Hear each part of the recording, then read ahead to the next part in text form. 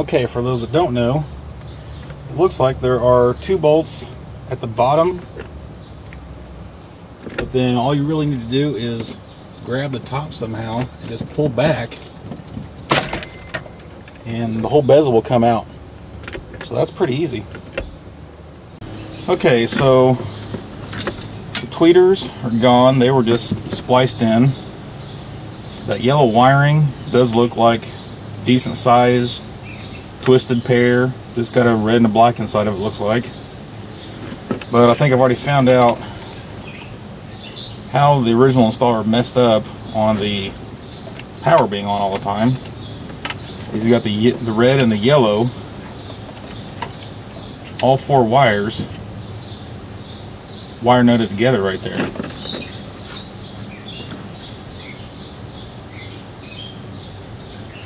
You see that? So I'm gonna find another wire nut here.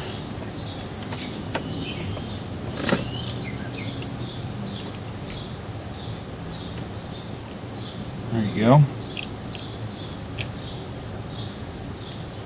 Just make it red to red and yellow to yellow, and then we'll check to make sure that the radio keeps its settings. Maybe for some reason that's why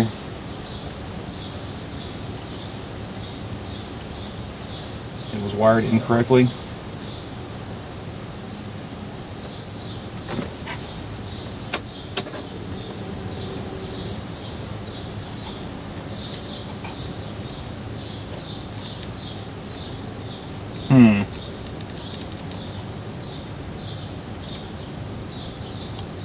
Possible I got one of these wires not hooked up. That needs to be. Don't look like they're there. Brown, red, yellow, orange. I think the rest of these are speaker. Purple, green, white, gray. I think the blue is antenna, if I remember right. Power antenna. So that must be why he wired them together, because I'm not getting power on the radio.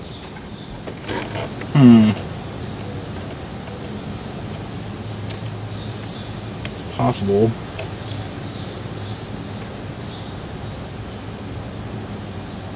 some of those wires don't exist on here. It looks like the red does not even have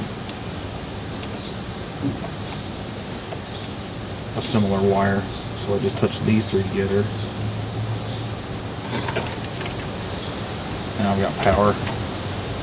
Turn the key off.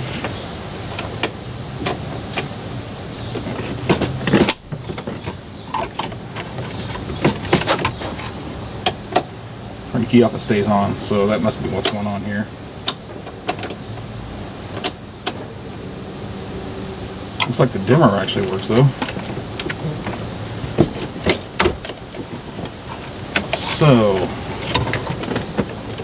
constant power must be yellow, and they are red wire on the factory harness does not seem to exist, or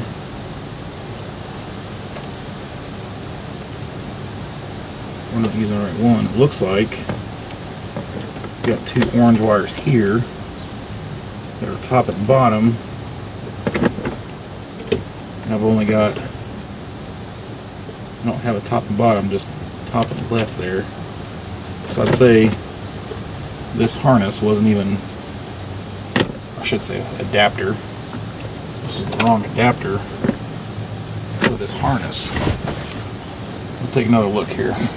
Okay, so after a lot of jacking around and not finding a wire that is ignition switched, went back to the internet and found out that no, there is not. There never was a wire sent to the radio that was ignition switched. So what I've done is taken off some of the kick panels and knee bolsters, and I'm actually going to look at the wiring harness going up to the steering column I read somewhere that the orange wire, which there is a big orange wire right there, is the switched ignition. So I'm going to try to find a place to tap that and run the wire back up to the radio. Okay, so I got the power probe hooked up, and you can see I've pulled an orange wire out from the harness that goes right up to the steering wheel. And it's reading negative now, but when I turn the key on, it goes to positive. That is exactly what I'm looking for.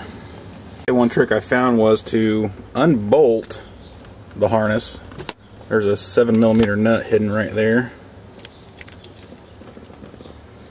right in the middle of it. And if you have a long extension, you can fish it out from behind this plate and have better access to the wire. Okay, so I've already fed down a new wire from the radio spot. That's easy enough. And I've uncovered the insulation from the orange wire. And I'm going to solder them together. And it's my old soldering station. 40 watt variable, but it's cranked all the way up since the wires are pretty big. The solder is rosin core. That's what you want to use with electronics. And I've got some rosin flux to spread on it too.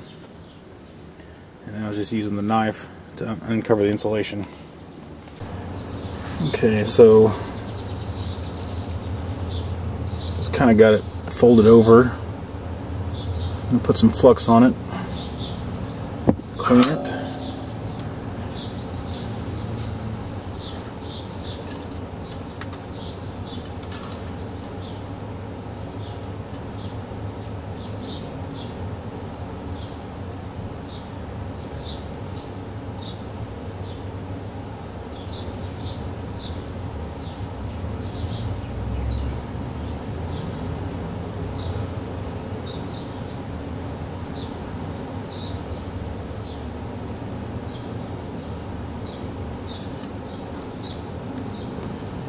Now I can be reasonably sure that that is not going anywhere.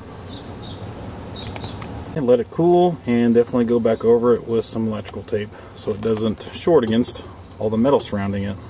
For some reason the guy also ran a very thick wire back for the remote on for the amplifier, but the RCA cables do have that third wire for that.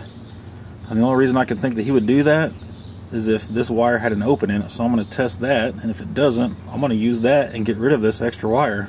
Okay, so the meter is set for continuity test, and I've got red wire going to a clip lead to the far end of the RCA cable, and this is the head end. You can see it's good to go.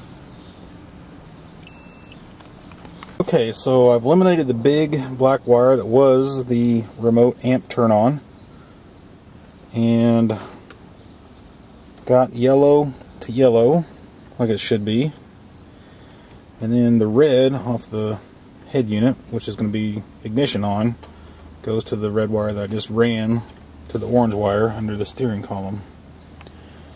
So that's a lot cleaner, and it should work this time. Okay, so ignition is off and radio's still off.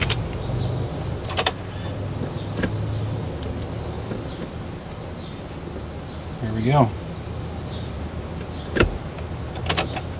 Key off, radio off. Excellent. Comes back on myself. That's exactly what we're looking for. Excellent. So that part's finished. Well, I'm going to take the door panel off just because I'm really curious what kind of speakers the guy put in there. And it looks like it's super easy. Pry up the button area so you can unhook your 3 connectors, and then there's one 10mm bolt hidden back in that hole, and then you just pry out the sides with the clips and you can take it off. Cool. So it looks like we have a nice set of Pioneers. And make it out right there.